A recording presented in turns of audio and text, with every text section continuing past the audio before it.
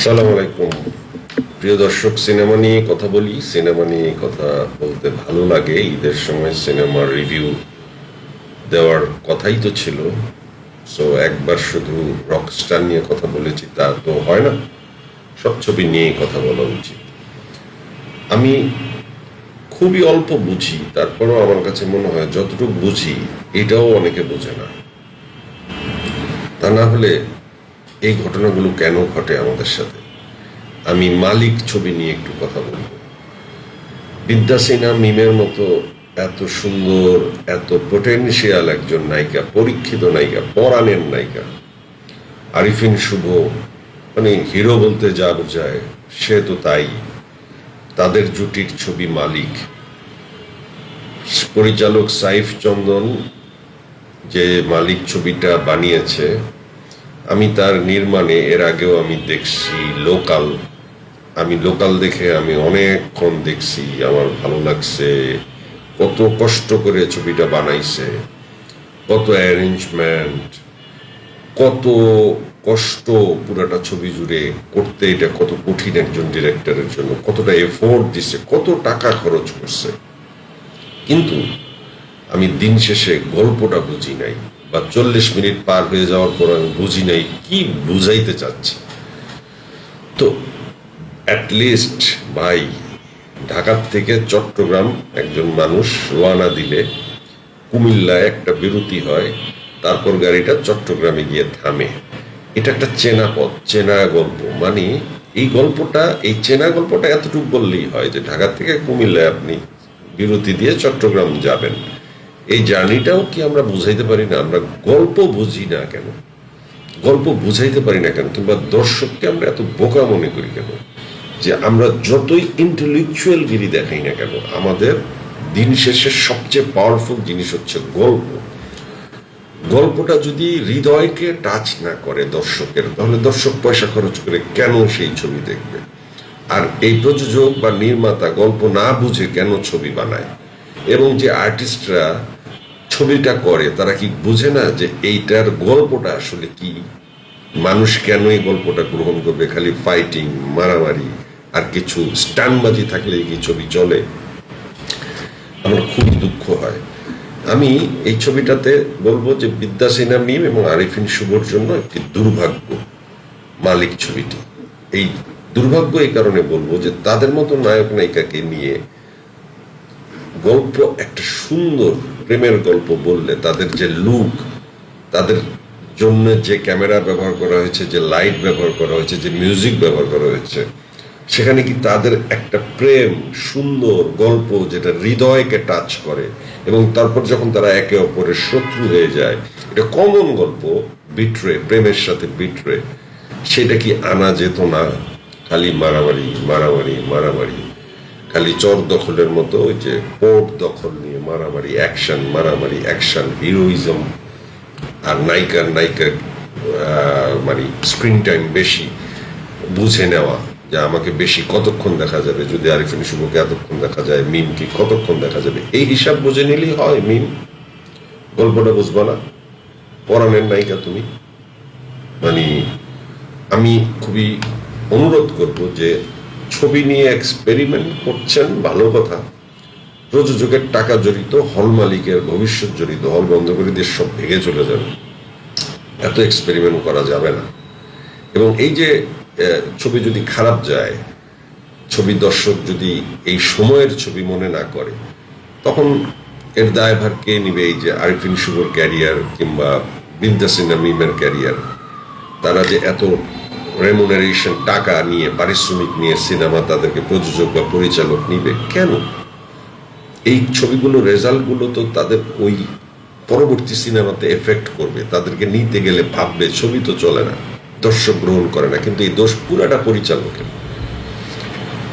গল্প বলতে পারেন না কেন ভাই?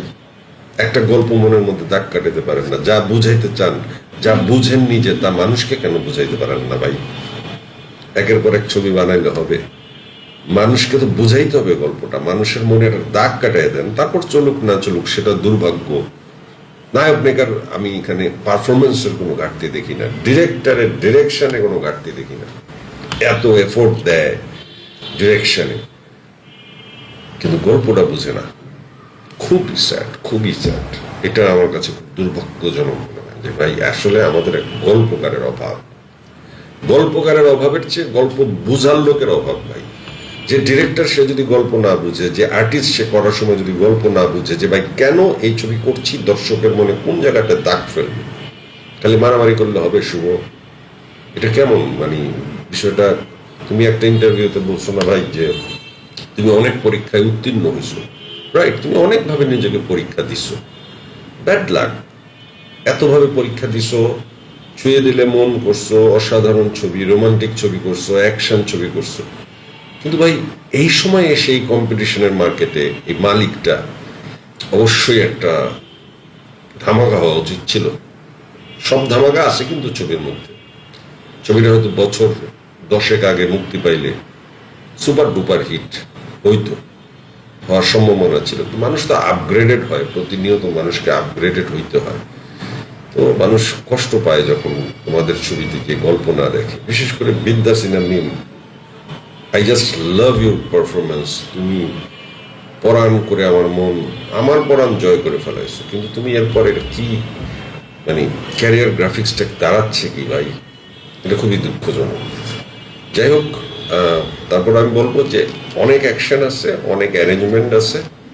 যারা নির্মল ছবি দেখতে চান, পর্দায় ভালো লাগবে, মারামারির ছবি দেখতে চান, এবারে ঈদে যেহেতু মারামারির ছবি নাই, শাকিব খানের রকস্টার যেহেতু মারামারির ছবি না, আপনারা যারা মারামারির ছবি দেখতে চান তারা আপনারা মালিক দেখতে পারেন।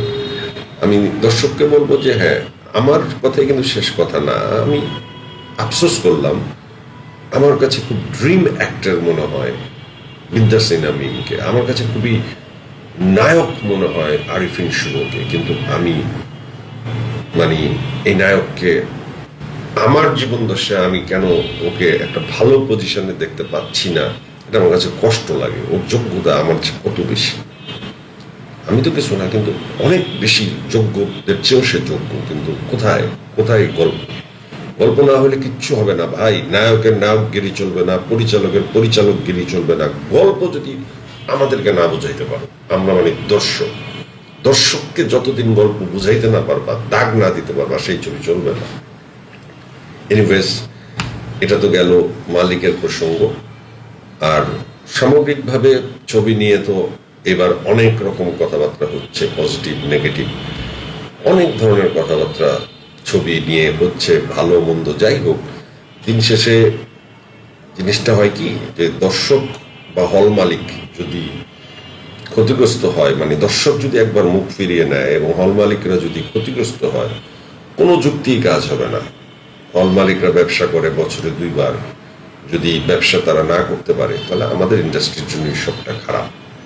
আমরা নিজেদেরকে অনেকভাবে পণ্ডিত জাহির করতে পারবো, কিন্তু ভাই হল মালিকরা বঞ্চিত হইলে এই পণ্ডিতদের কোনো দাম নাই, এই পাণ্ডিত্য শেষ। খুবই দুঃখজনক, হতাশাজনক। যাই হোক, এদিকে মাসুদ রানা কেমন যাচ্ছে? আমি আজিজ ভাইয়ের কথা শুনি। আজিজ ভাই বলছে যে টিকিট টাকা ফেরত দিবে, খারাপ লাগলে টাকা ফেরত দিবে। তো আমি তো এখন পর্যন্ত শুনি নাই কেউ টাকা ফেরত চাইছে। আর যদি খারাপ লাগে টাকা ফেরত চান। আজিজ ভাই বলছে মাসুদ রানা এইবার না চললে তিনি আর ছবি বানাবেন না কখনো, ওনার পাইপলাইন আরো 10-12টা ছবি বানানোর কথা। দেখি উনি কি বলে। মাসুদ রানা আমি দেখি নাই, আর মাসুদ রানা নিয়ে আমি কথা বলতে চাই না, কারণ মাসুদ রানার এই ছবির প্রযোজনা সংস্থার সাথে বা যারা এই ছবির পৃষ্ঠপোষকতা আছে তাদের সাথে আমি সম্পৃক্ত। কিন্তু আমি শুভকামনা দিতে চাই যে আমাদের ঘরের ছবি যদি ভালো চলে তা আমাদের জন্য ভালো না, সেটা যদি না চলে সেটা তো আমাদের জন্য দুর্ভাগ্য। আমি এই জন্য এই ছবি নিয়ে কথা বলবো না, কারণ সবারই একটা লিমিটেশনস আছে যার যার জায়গায়। এদিকে দেখি যে অফিসার সব শো নাকি ফুল, কোন একটা নিউজে দেখলাম। এই যে কোন নিউজে যে দেখলাম, আমি বলতে চাচ্ছি যে হ্যাঁ, এরকম অফিসার তো আনএক্সপেক্টেড না, যে অফিসার শো ফুল হবে, এটা আনএক্সপেক্টেড। কিন্তু নিউজটা হইল ভালো চলছে, এটা কিন্তু একটা ভালো দিক যে ভালো নিউজ করা। কিন্তু দেখেন শাকিব খানের ছবির নিউজ হলো ঠিক উল্টা, চলছে না।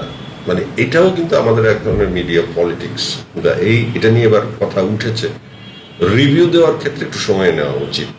যেমন আমি আজকে মালিক নিয়ে রিভিউ দিলাম, আজকে মালিক নিয়ে রিভিউ দেওয়া মানে এর মধ্যে মালিকের ভালো মন্দ সমস্ত সবাই সবকিছু জেনে গেছেন। সো রোহিত নিয়ে কথা বলবো কিন্তু, হ্যাঁ এটা নিয়ে কথা বলতে হবে, বনলতা সেন নিয়েও কথা বলতে হবে। আজকে এ পর্যন্ত।